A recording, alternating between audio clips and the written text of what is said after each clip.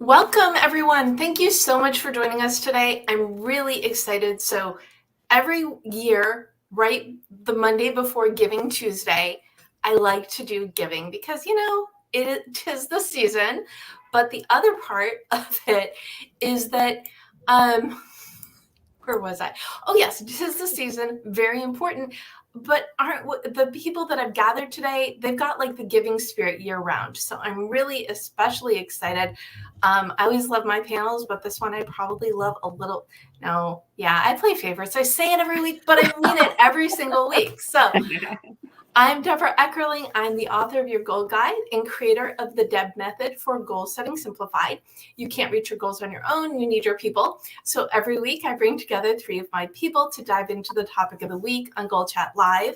And then on Thursday, it magically becomes an episode of the Deb Show podcast. So whether you're watching us live or the replay or listening to us, we're glad you're here and choosing the spirit of giving because let's face it, there's so much garbage, that's a good word, going on in the world.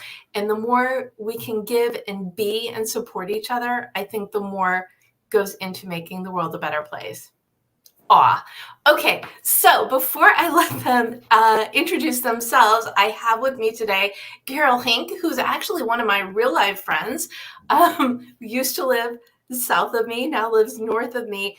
And I love Carol's doing so many fun and interesting things, but as I said before, definitely the giving spirit. So I'm very excited to share her with you.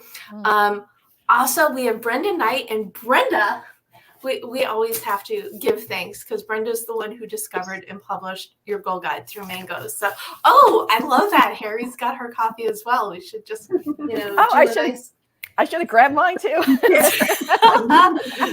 Screenshot. Anyway, so Brenda, we've been trying to get you on the show for a while, and people.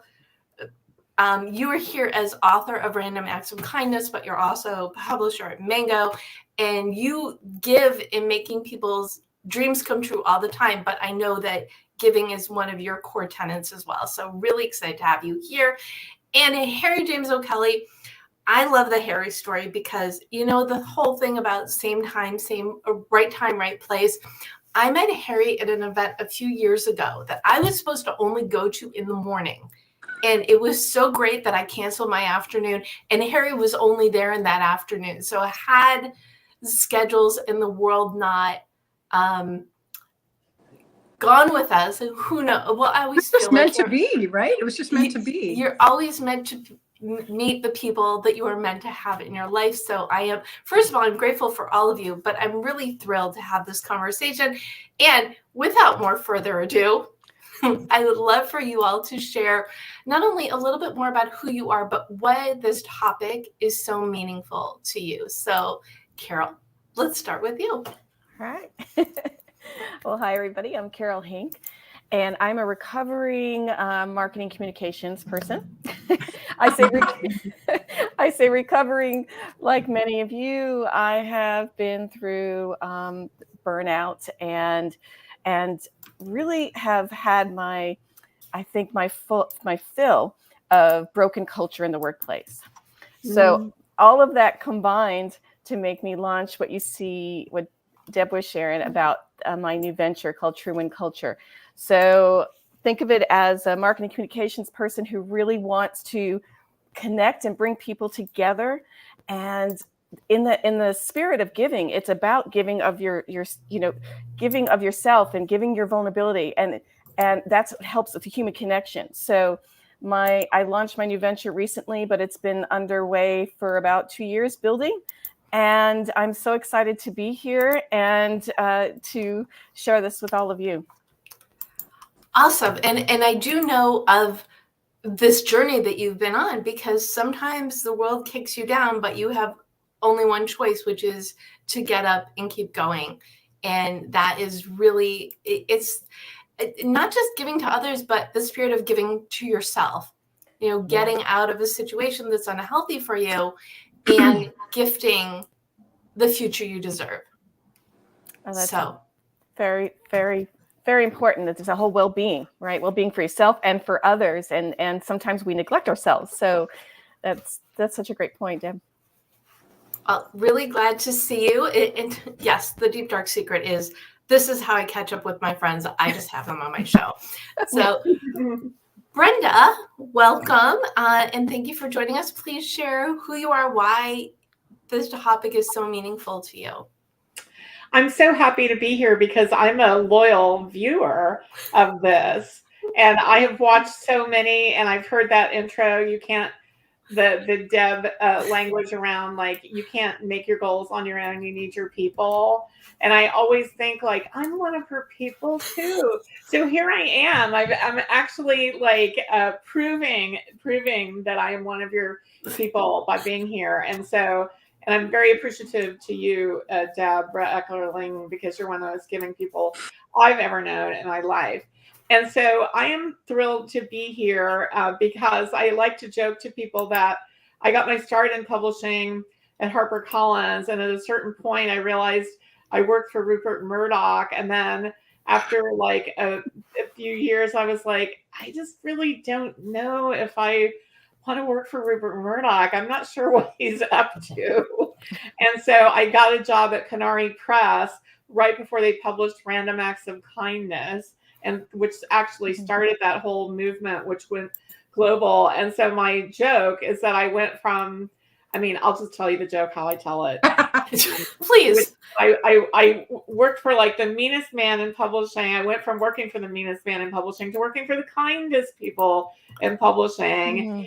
And I noticed there was a huge difference in how I felt about my work and therefore how I felt about myself, because we were publishing at Canary, the little tiny indie publishing house in Berkeley, California. We were publishing books that make a difference, like to give people, to help people in their lives. And I realized, oh, that's what I want to do. And so I've continued that, and that's what we do at Mango as well. And I'm very, very proud because pretty recently we just started a new imprint called Books That Save Lives. And so it's books that help people profoundly. And so that's who I am. It's so amazing. But books do save lives. Yes. So, and I love the call out of that. It's very on the nose, right? And you're reminding me, and I don't know if you know this. So one of my first jobs out of college was doing events for Barnes & Noble. And I was the non-book manager for a time before I switched over to do events at another store. And it was the little books, the ones that people grab because they need them or they need to gift them. Those are the even more meaningful, right? Because they're speaking to the person at the counter saying, you know what, I need this, or I know someone who really needs this to make their life a better place. So nice to be able to have such impact. Well, I'm glad you're here. And Harri, I'm glad you are here as well. So please share who you are and why this panel is just such an amazing fit for you. Well, my name is Harri James-O'Kelley, and I am the O'Kelley Lab, which is a grassroots effort that we started with our family. And so that would be my 3 kids and our cat and our husband. And right now, we're doing all kinds of things, but we have a little documentary that we just got picked up for a television premiere through Ovation Television. So that's big news for us because it's a small documentary that is about twice exceptional children. That's kids that are gifted that are also on the spectrum, which are what my kids are. And that was the beginning of us going into like making this little documentary. It follows my son when he was 13. He had a project that he wanted to do with a book that he had written when he was in 4th grade, where he wanted to make it into a show case that was a fundraiser for an organization called SENG, which is SENG, and that is supporting the emotional needs of the gifted. So it was this kind of community project. It was definitely a giving experience. And we got into it as a family, and turned to my husband. I'm a filmmaker and my husband's a filmmaker. And I looked at him and I was like, we should film this for other parents. And it was just kind of this a little bit bigger than a home movie idea. And it turned into this documentary that we have gone to 20 festivals and probably one half of those, met so many families, and really put us in a wonderful position where we could give back. We could meet people that were on the same path that we've been on and give them inspiration. And not only that, give my kids confidence and let them feel purposeful, which was so great during COVID, because they were looking at each other going, how can we do something about what's happening? And that took us on that journey that is, you know, so many pieces. I'm resonating with Carol, I'm resonating with Brenda, because I really feel like if you can integrate your giving and you can find that authenticity and that piece of yourself that just is an extension into the art or the way that you want to live your life, I feel like you are the luckiest person in the world, because you're just living and giving and doing what you love. You're not thinking of working anymore. It's just this process that you just feel like you're on this great journey. And that's what this film has done for me. It was the first time I did a documentary, and it was something that was really personal and close to my heart, which is strength-based education. So I am now on this journey of giving back all the lived experience that I have had in the deficit education model and trying to turn this deficit education model for everyone, not just people that can afford it, into a wonderful strength-based education model so that we can all pretty much reach our potential. And the way I do that is just sharing whatever I can in the situation, trying to be in the moment and just give of myself and just be there and hold the space sometimes for people. So I just want to say, team is so important. Carol, if you're ever feeling that way again, please reach out to me. I want to be part of your team. And Brenda, I definitely want to be on your team. You know, I love that random act of kindness, you know, world. So, and I think that's it for my introduction. Well, and I think you really hit the head of why this group, why these people, because I happen to know each of you are so good at being advocates for others, for yourself too, but even probably more so others. And I know Harri in real life and her kids as well, and they are beyond amazing. And to watch this film and see how each of them, your son and your twins, Jordan, Macy, and Rachel, they're just so integrated into it. It definitely was a family project. And I love that you mentioned the cat before your husband. Yes, definitely. He probably knows that's how the crawl is, right, on the credits.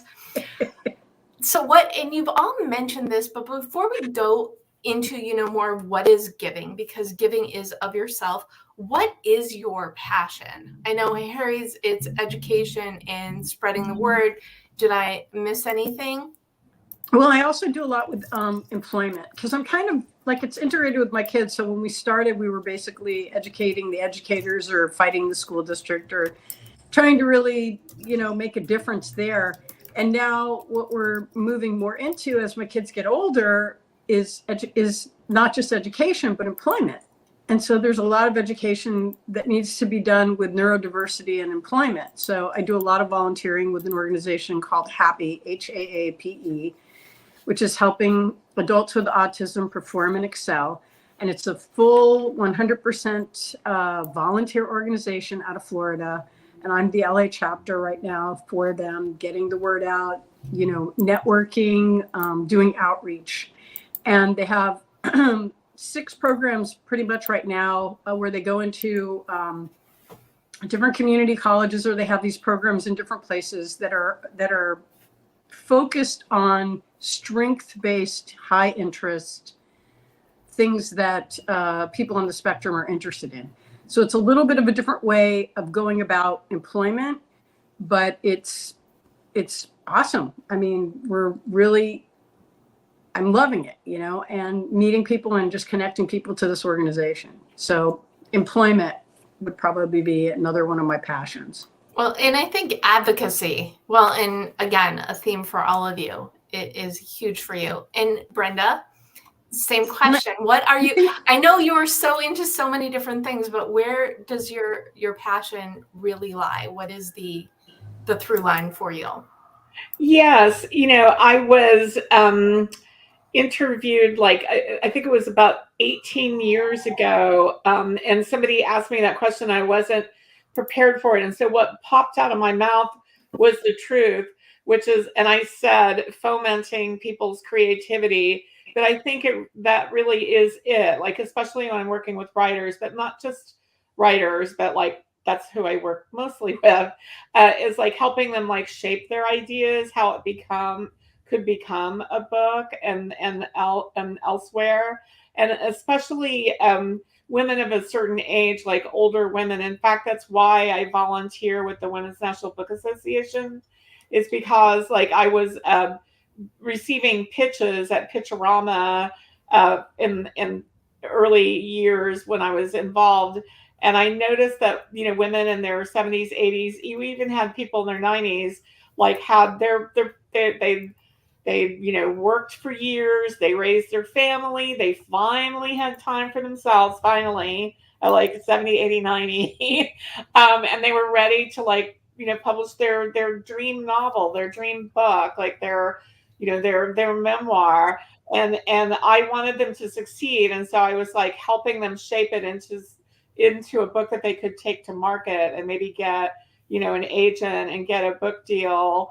And so I think that, it really is like fomenting creativity, but especially if I can help women and older women, it just is so gratifying. And honestly, like, the older the woman, the more wisdom, the more she has to say. It's so important to give people voice, but you are literally helping people get their voices out there, which is wonderful. And so, Carol, what about you? Where does your passion? We know you love sailing, and you're probably going to say that, but I will let you answer.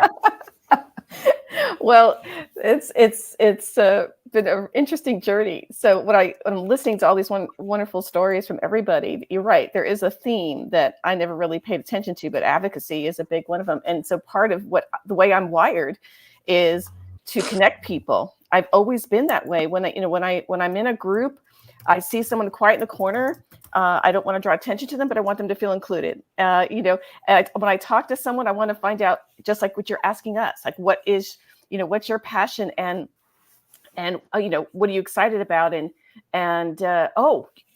you know what? I know so-and-so, maybe they can help you. So that just fuels me, but I'm just wired that way. And it always has so much gifts for everybody involved, both ways. And so it brought me exactly to where I'm at with this new venture, which is the sailing too. And I've always been an ocean girl. I grew up on the water, daughter of a fisherman, worked at a lobster dock. I was in the Coast Guard and loved the water, but never sailed. Just didn't have an opportunity until the pandemic hit.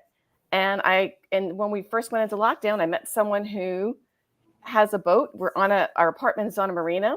And I'm walking around and this amazing opportunity came up to learn to sail. So that was only 3.5 years ago. And these 3.5 years have been full of amazing opportunities, all because of that. I realize that act of the giving and the community aspect. So for me right now, everything that I encountered, I never set out to do this sailing venture of creating these amazing experiences for people to bring them together. People started asking me. I've never had that in my life where they would stop me and say, could you take our group out? Could you do this? And I thought, well, how do I create a business around this? Because you're basically saying, could you do what you love more and we'll pay you for it? And I thought, this is too good to be true. and I get to help people, not only step out of their comfort zone, but be in nature at the same time and find that inner strength that's in them. And so they inspire themselves and they inspire everybody else on the boat. And I could not have written this as, okay, in 2023, this is where my life, never saw it coming.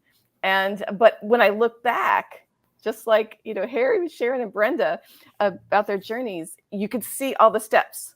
Like everything was happening for a reason to lead you to where we are right now. Well, and so we've already, we know that you've all read your goal guide, Brenda, more times than others, being a publisher. But the first step in D is determine your mission. And the things that you are doing are all in parallel with who you are, what you're passionate about, what you're bringing onto the world. So that's why it's such a strong first step, because what you're doing it'll find a way when you gift yourself that time to figure out what it is that you love, or perhaps it's just always been within you. You just need to coax it out a little bit more. So what is giving? We're all in this giving space. As I said before, it's the giving time of year, but shouldn't that be always? Wouldn't that make the world better? So, Carol, how do you define giving? And you should have known this question was coming. Yeah. That is all. Hey, it's a pop quiz. What I hesitate is just because there's so many canned answers out there that people are used to. And I think that when I sit back and I think about giving, it's about what makes my heart grow. And that's because honestly, it could be something, right? It's simple, like Brenda with the random acts of kindness, right? Whether you just give someone a smile who looks like they're having a down day. I think a lot of people think that they associate giving with monetary, and that's the big thing I want to say. There's I think so much more and valuable stuff that you can do. So to me, it's like, if it makes your heart grow, it's going to make someone else's heart grow. I love that.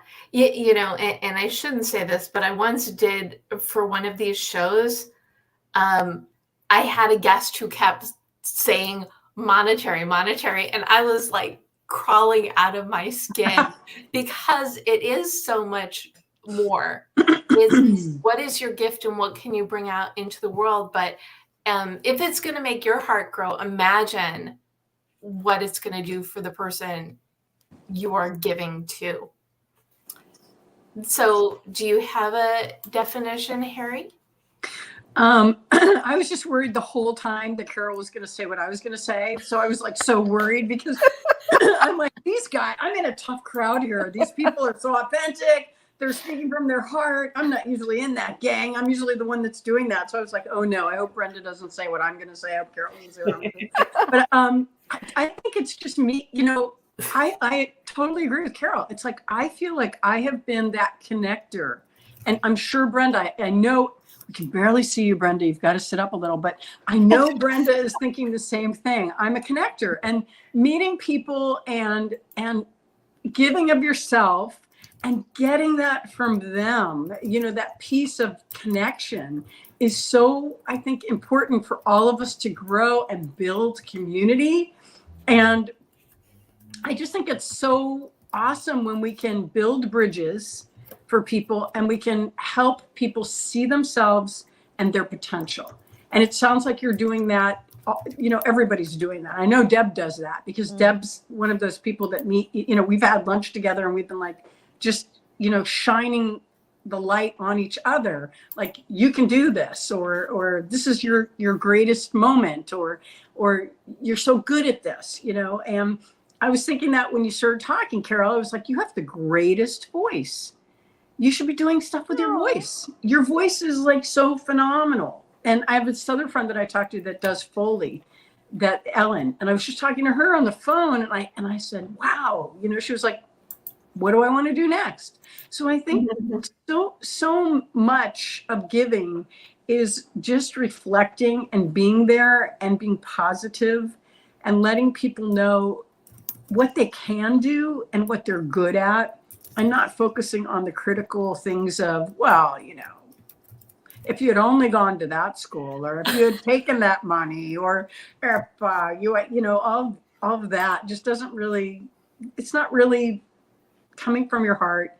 And I tell kids, I get a lot of kids that are new, like I'm in the film business. I get a lot of kids that are in the film business, and a lot of them come right out of school and they want that first job. And I keep talking to them about, well, if you got that first job as a PA or something and you're getting paid $50 for the day, what is that? You know, you have to kind of look beyond just being paid, because giving your time, being a part of a team, building a relationship with someone and showing them who you are, and really kind of, you know, doing it almost like an internship or like a mentorship or like a residency. You know, we don't just get out of school and know what we're supposed to do. We have to kind of interact with our community. And so I just picked it out. Yeah. I keep talking about finding your value, but valuing everyone around you. So I think that valuing everyone around you in the moment is such a big part of it. I wish someone had told me that when I was going through school, because I would notice things, but I didn't know that was a thing and that was life. I was just, oh, okay, I noticed that. And okay, you know, but to really give that person the smile, it doesn't cost anything to just let people know that they are winning. Value. Absolutely. And they're succeeding. They're succeeding. What's so hard about that? Well, you know, the subtitle of the Deb Show, which is the podcast version, is Conversations of Motivation, which is, you know, isn't that what you just say, giving in everyday life is being of inspiration and motivation to others. And if you're going and you're putting in that time and that energy, you may as well be doing something you love, because you're going to be that much better at it when you've got that extra, you know, thing to it. I think absolutely. And I think there's so, like, you just kind of have to go outside your comfort zone and outside your box and make those connections, you know, connect the dots. You know, if you're not connecting with people and going, hey, I really, you know, I like your clothes, or, you know, however, you're just not making that small talk. You can really basically say, I really like the way you did that, or I really like the way you think, or just let them know that they're on the right path. There's so much to be said for encouragement and little words making a big difference, which is a great transition to Brenda. What do you think? What is your definition of giving? Well, for me, it's a combination of awareness and emotional intelligence, because giving is fantastic, any kind of giving. But if you are perceptive and paying attention, which has been touched on in the last couple of moments, with your emotional intelligence, sort of sensing what does that person really need, and then you can give it, like, then that's the highest form, I think, of giving. And sometimes it might just be, you know, an uplifting smile. It might be like holding the door open when an older lady is struggling with her packages, like, to get through the door. It might be like, you know, paying attention to your favorite barista at where you get your lattes, and maybe you can tell that person is usually very happy, seems pretty brokenhearted, and just like checking in and saying, like, hey, if you ever want to talk, like, I'm here and I'll buy you the coffee. So, you know, just there's so many little things and large, but I think if you apply your emotional intelligence to giving, then like that's just going to like set it into the stratosphere. I talk to everybody. I'm pretty sure everybody in this conversation is that type of person. And I love the added layer of, it's not just awareness, but it's tuning in to the needs of the people in your circle, around you, wherever. Yeah, and think about the times in our lives when somebody's done that for us. You know, we've experienced it. So like taking it full circle is good. Yeah. So, but definitely, I wrote another book. I think it was like 7 years ago, called "Be a Good in the World," and it has like 365 days of like acts of goodness and kindness. And there's so many like little tiny things, and then also like things that take some time. Like going and volunteering to like read aloud to veterans, like elder veterans that are in like elder homes and things like that. That's super meaningful. That is just like I've done that because my dad was a Marine. He's no longer with us, but like I know that like veterans, like they gave, in many cases they gave the ultimate like for their country. And like like, so let's remember to give back to those who gave so much to us. Yes. Just yes. I bought that book, by the way. Thank you. Yeah, that's so funny. And I was one of those people that would read, like they also have calendars and things, and you literally like would read it. And it was like before gratitude was kind of a thing, in a sense. Like you weren't really thinking about the gratitude every day or doing the meditation back then. It was a little book like that you might give somebody on Valentine's Day, and so I think that's so fabulous. And I do think that's where, it kind of grew there. That was kind of like the seed. If we could do this every day, and then somebody went, why don't we? Why don't we just do that? Why aren't we in gratitude? Why do we have, like, what do we have to, let's just do it. I remember, there wasn't gratitude wasn't, it feels like gratitude was always a thing, but I guess it wasn't, right? It wasn't that commercial. It was Yes. more, I think, religious. It wasn't really as widespread. Oprah took it mainstream because like we had at Canary, Random Acts of Kindness people, we published a book that was my idea called Attitudes of Gratitude. And Right. She featured it on like the cover of the first Oprah magazine. I remember like practically like fainting, but I think that, Oprah's a big giver too, and she's such a awesome. Yeah, right. She's such a brilliant person, and she giving. helped make gratitude mainstream. So thank you, Oprah. Yeah, that's what we need. We need these leaders that are out there that are just, they take the idea and they go, hey, watch this, And but Harri, tell me, how are you guys not all? How are we not all Oprah in our own way, right? Mm-hmm. We've got Lori, I think it's Callisted, commented, giving is leveraging your talent and resources to invest in someone else's success without expecting anything in return. I love that definition, and I think it applies to everybody in this conversation. So hi, Lori. Yeah, I love that selflessness. Yes.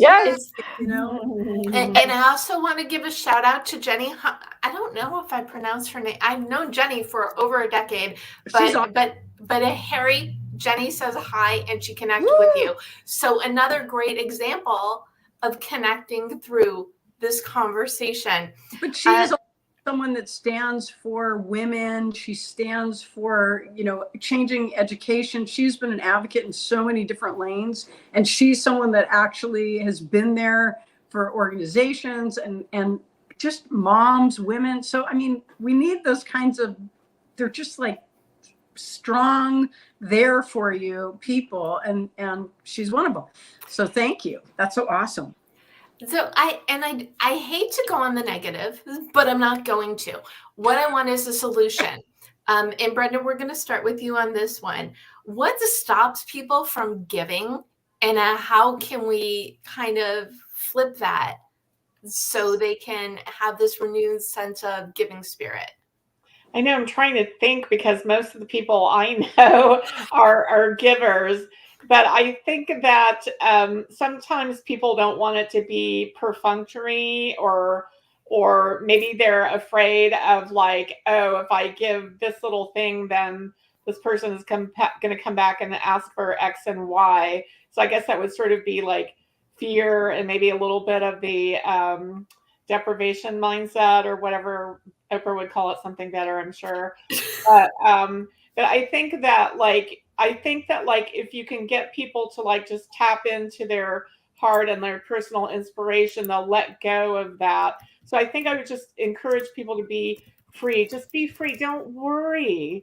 Like, be in the moment. That's come up a few times today. Mhm. If you're in the moment, you're not going to be worried about what's going to happen like tomorrow, or be worried about being asked for too much.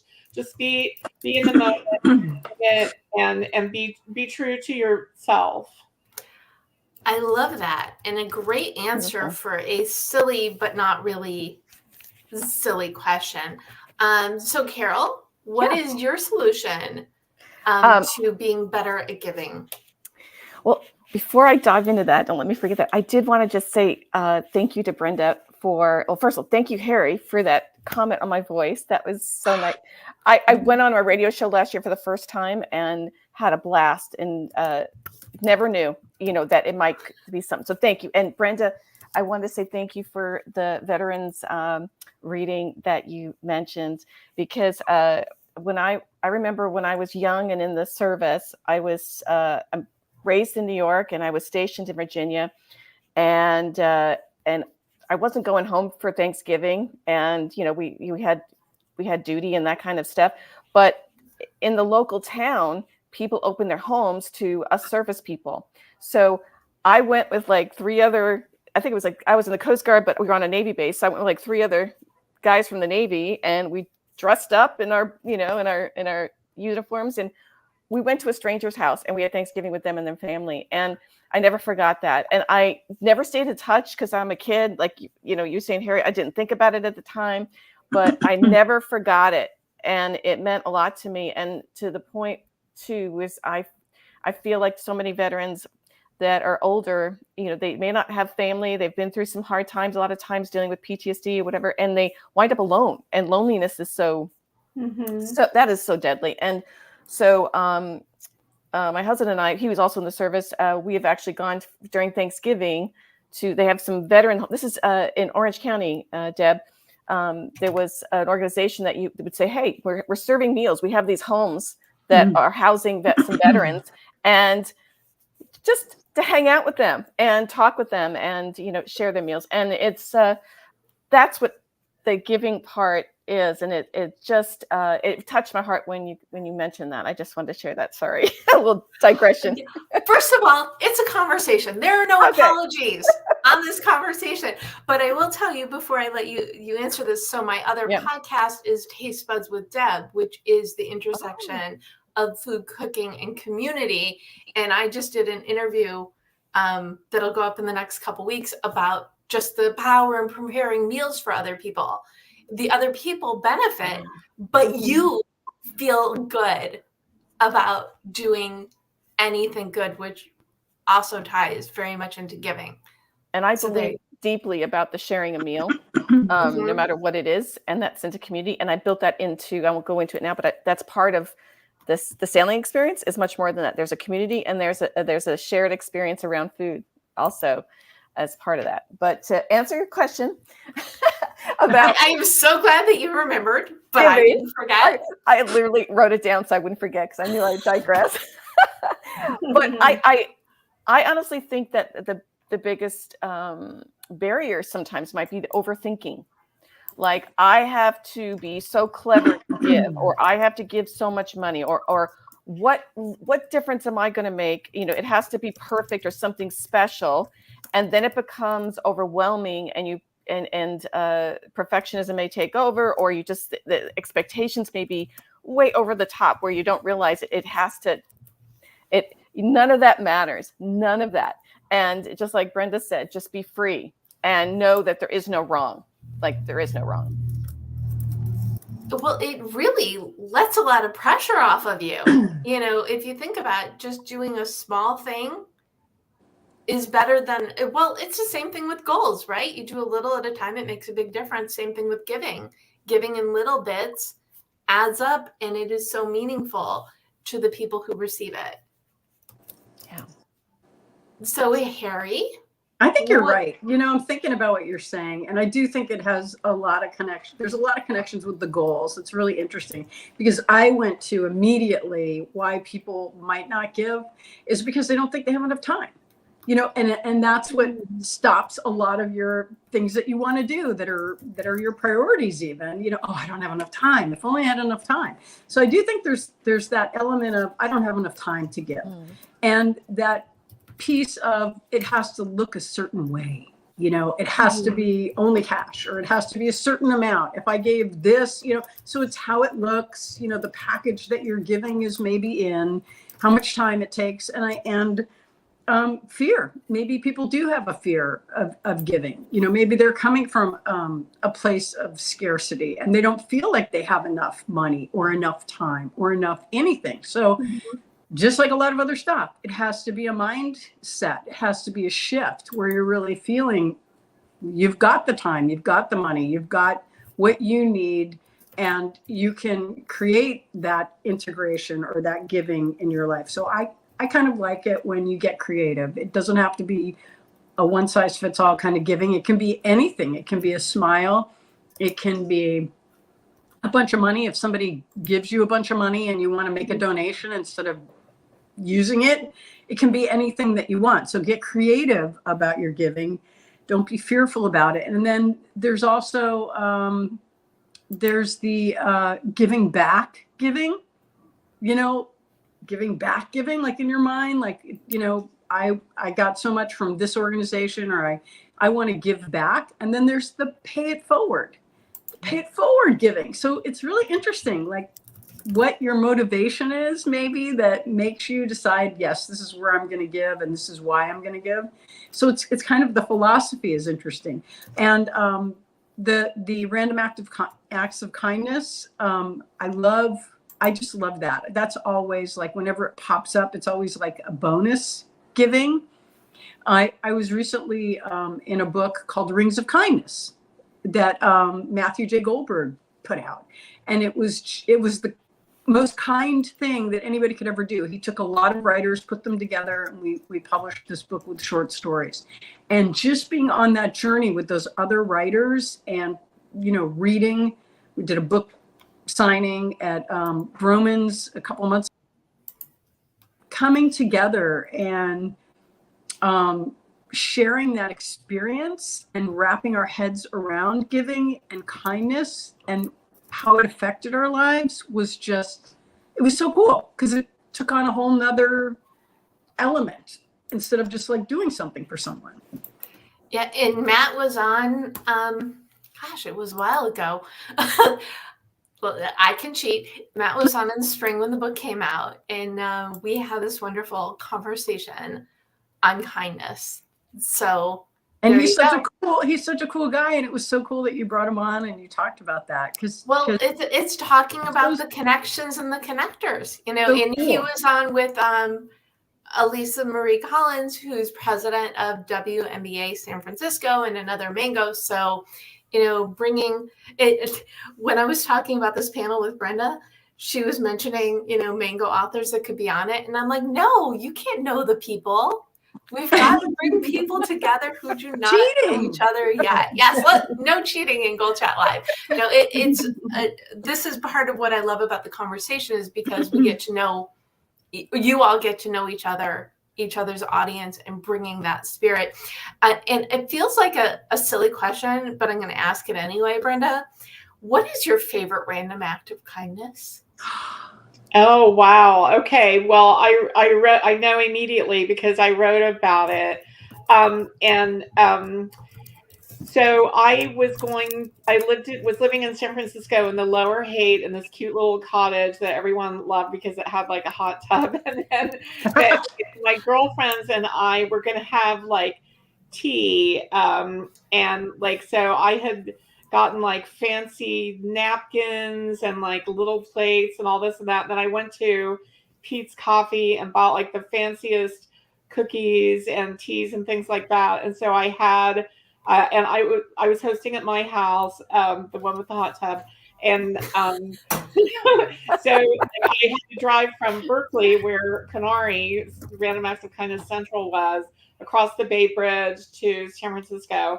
And the traffic was really bad. And I was really worried that my friends were going to be standing outside my house, like, you know, impatiently thinking, oh, she's late and blah, blah. And so I was really like getting like all like cooped out in my mind. And I was just trying to think like, okay, you need to drive safely there. So I finally got off the Bay Bridge and was getting onto the streets of San Francisco. And I was behind this big bus, and it was lumbering along at like 4 miles an hour or something. So I was still freaking out, but I was stuck. And I looked to the left, and there was this young woman and her son, and I thought, oh, something's going on there. And then I smiled at her, and she smiled back, and I could see that like she was missing a tooth. And then I saw that she had a black eye, and I just thought, oh, she's getting away from like an abusive home with her son. She's like, you know, taking her kid and like hitting the road to like protect herself and her son. And I took, I only had, my purse was all messy, and I was trying to find money to give her, and I only had a $5 bill, which was kind of wadded up. And I gave that to her, and then I grabbed all of the cookies and everything, and I gave it to them too. And then, because I just had to help however I could. And then I was driving away, and I looked in the rearview mirror, and I could see that like she was feeding one of the really beautiful black and white cookies. You know, there's like art, they're so beautiful. And she was feeding one to her son, and like he was dancing around, and like I could see that like her face relaxed. I could see that she was really pretty. And I thought, oh, good, they're having a few moments of happiness.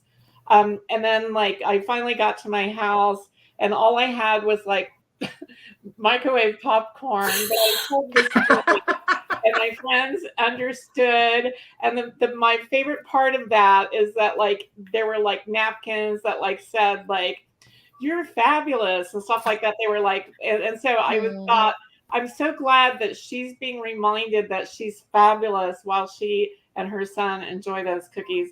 I wrote that. It's in like my most recent Random Acts of Kindness book, and I call it how a plate of cookies can change a life. Oh, Great story. I love when food always enters these episodes. I love it when it enters more than once, but such a beautiful gift, not just the cookies, but the someone cares about you. Yes. That being the gift. Beautiful. So, Harri, do you have a favorite Random Acts of Kindness story? I think, do you need the story? I guess. Or your favorite kind of act of kindness. I think my favorite kind of act of kindness is when I meet somebody and I see something in them that they can do, and I am able to make that happen. I am able to bridge that. Or I get a lot of people contacting me now, maybe because I'm older and they have, people that I know have kids, and they'll kind of call me, and my kids make fun of me. They call it the Give Her a Week with Them program. So basically, Harri, you are a random act of kindness. I'm a random what you're saying. I'm a random act of kindness. A walking random act. Yeah, there's like, we don't know what to do with this kid. He says he likes this, or she says she likes makeup, and it's like, just see what you can do with them. But I think that's really it's problem solving.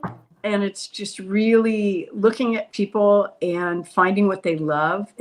I know Brenda's like, I'm all over this. I do this too. This is my thing. So I was listening to you, and I was thinking that's it. It's like, what makes that person tick? What is their sparkle? What is the thing that makes them shine? And I get so much joy out of, I'll just tell you a really quick story. There's a guy that it's a story. Yeah, here we go. Devesh. Here we go. I have it just 2 weeks ago. We got there. I do a job club. I volunteer. I'm an intern. I'm in training. I'm just like watching and learning.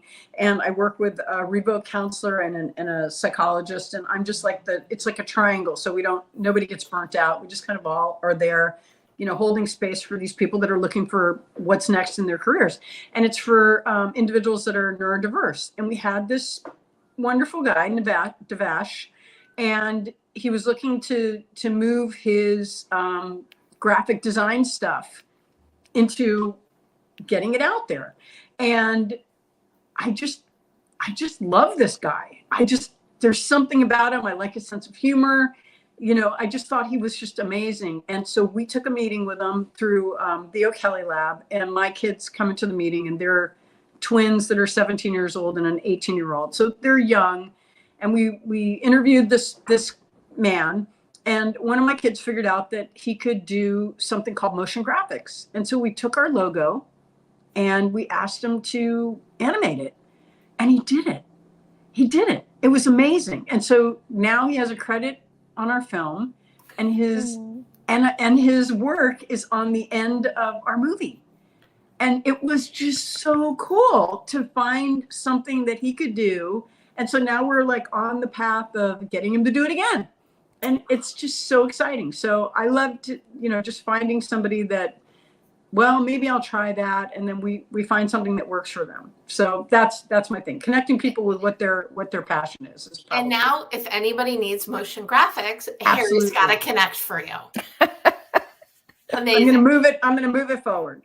Excellent. So Carol, do you have a favorite random act of kindness? It's so funny when everybody's talking right now. What comes to mind is like, it's not a big story, but I just realized how quirky I can be. I have this thing. I just realized it. I know. You know me long enough. You should have been telling me this, Deb. But I'm sitting there laughing going, I didn't realize it. But when I go to the supermarket, because there's so many cranky people and the lines are longer because it's harder to have, it's a combination. Stores cut back on, getting cashiers and service workers. And then it's also hard to find service workers. So all of that, the pandemic, right? All of it's definitely notched frustrations up for a lot of people. And so I purposely give myself extra time knowing it could be a while to park. It could be a while, whatever. It's not, the days are gone where you're going to rush in and rush out. And I frequently will see people that are really upset, or you can tell they have some urgent place to go to or something. And I will just be like, go ahead. Go in front of me. Go in front of me. And they're like, what? And I did that Thanksgiving shopping, the Sunday before Thanksgiving. I had tons. I had not gone shopping in a while. So I had a cartload, and I was there for 2 hours because I just realized because I'm like, it's going to take a while. Go ahead. You got 5 items. Go ahead, and I don't consciously mean to do this, but I realized I was doing that. And then my husband's like, you're still in checkout? What's going on? It's a wonderful example of how such a little thing can make a huge difference in someone else's life. So I think you should start that. You should just coin that. You should just have people you should do it at least once a week. Right? Just let people go ahead of you. And it's like, I think there's less fights in the parking lot. I'm just saying now. This has been such a wonderful conversation. What I want to do is give our audience some goals. So what is a good, easy, you've already said the grocery store thing, so we're going to have something else. But what is a easy thing someone can do to amp up their giving spirit? So Carol, what giving goal? Let's tongue twister and see if I can. What giving goal would you like to gift? I did it. Yay me. You did it. I'm not going to try. I'm just going to go with what you said. But honestly, something super easy that I've been on the bandwagon about this lately. I experienced it and really, really like it. It's so simple. When you are meeting, even if it's a friend or a stranger or you're networking, if instead of saying anything like, Hi, I'm Carol. I'm the founder of True Wind Culture. No, it's, hi, I'm Carol. What excites you? What's exciting in your life right now? What gives you joy? Like, I don't care what profession you are or anything at this moment. I just want to know what's giving you joy in your life right now.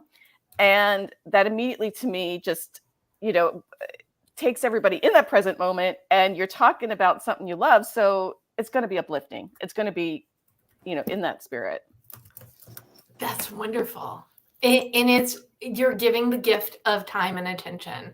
So fantastic. So Harri, what goal would you like to gift? I think the goal, I think I'm more about that, get creative, be in the moment, give of yourself. So I think the goal that I would say that it would be great if people can do this, or if they want to, is offer to be a part of that person's team. Whoever you're meeting with in life, wherever, just offer that. You never know who might need a team. And it might even be just a concept of, what are you talking about? Like, I don't need a team. It might just be a thing to get out there. But I think to combat people trying to do things by themselves, trying to do things alone, or trying to do something that someone else doesn't see in them, if you offer to be part of their team, it in any way, it doesn't have to be typing things out. It can be very simple. Just say, I want to be part of your team. I think that's a great goal for us to strive for in life, because then that's a community builder. That's bringing us all together. And you can be part of somebody's team in any number of different ways. But I think that's what the goal for me would be, is I want to be part of your team. And in doing so, you're being their advocate. You're being an advocate, you're seeing them. It might be something as simple as the people that are closest to them. Maybe it's a kid and their parents don't really get that they want to follow some dream, and you're just a friend of the family, and you just see that in them, and you say, I see that. I want to be part of your team. I want to be part of your success. I want to be part of your dream. I want to be there for you. And so you're just reaching out by giving your acknowledgement, you're valuing, even if it's giving them the value that you're there, you're seeing them. And I think seeing people is so important. So important. Yeah. Okay, Brenda. Okay, I'm going to go for a twofer, even though I'm barely visible here. The sun is going down, I guess. So number one, and this is for all ages, but especially young people, put your cell phone down, your smartphone down, and make eye contact and really talk to people. Like a couple of days ago, I was out at a restaurant with a friend, and we were having a really engaged conversation, and I saw couples that were on dates, and they were looking at their phones, and it broke my heart. And I was like, I wanted to say, like, put down your phone and like really talk to him, but I didn't. I managed to restrain myself, but I'm saying it now. And then the other thing is give compliments. Catch people doing something right and acknowledgement, because I think that that's actually what humans love and need so much, is acknowledgement. So dish out compliments. Like, it's easy, it costs you nothing, and it can be life-changingly uplifting. Wow. It's the simplest thing. It's like a smile, or you look great today, or I love your shoes. And I love doing this in an elevator, because people do not expect a compliment. They're just they're like staring forward. It's like one of the easiest ways to catch people off guard and make them feel good. So I love these Talk goals. About uplifting, Deb. You're uplifting. We're just putting away here. I really, right now I am complimenting myself for bringing the three of you together for this conversation. Before we wrap, where can people learn more about you and what you do? Carol? You can find me. I'm having such a good time. I guess you can find me at truewindculture.com. And I'm always on LinkedIn, so feel free to always reach out there, connect with me. We're all connectors, so please, let's connect and let me know how I can help you, and or come sailing with me and connect with others. Fantastic. And Harri, where can people learn more about you? I think LinkedIn also, Harri James-O'Kelley. You can find me on LinkedIn. I'm doing a lot with Happy, HAAPE. I also do a lot with SENG, Sang. I'm at a point in my life, thank goodness, where I'm giving back more than I'm doing anything else, and I love it.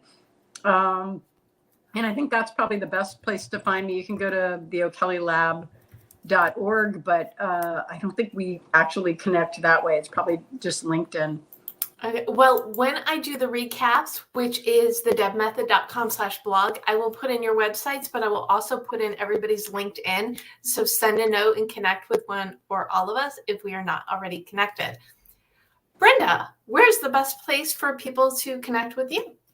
Well, you can find my book and then also many books I've published on MangoBZ, mango.bz. But I blog on acts of kindness and goodness on the Daily Inspo. So please follow me. Check out my blogs. Wonderful. I will put that in as well. I didn't even have that link, but I do now.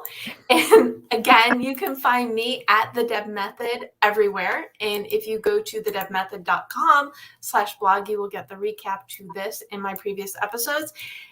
And if you need a little goal inspiration, you can grab a copy of your goal guide wherever you love to buy books. So there you go. Oh, what a wonderful conversation. Thank you so much, Carol Hink, Harri James-O'Kelley, and Brenda Knight.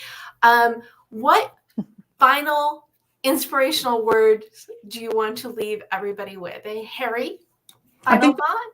I think just give of yourself. It's the season, and the more you can give and the more you can acknowledge people, like what Brenda said, I think that's what it's all about. We're in such a scary time where there's so much fear, and we really need to be about abundance, not in scarcity right now. And so if you can be that shining light, if you can be that person that is just positive when somebody else may just need a little bit of hope, I think that's going to go a long way. And that's what we want to be for everyone anyway. We want to see their beauty and their kindness and just give it back, Love it. And Brenda, what final thought do you have?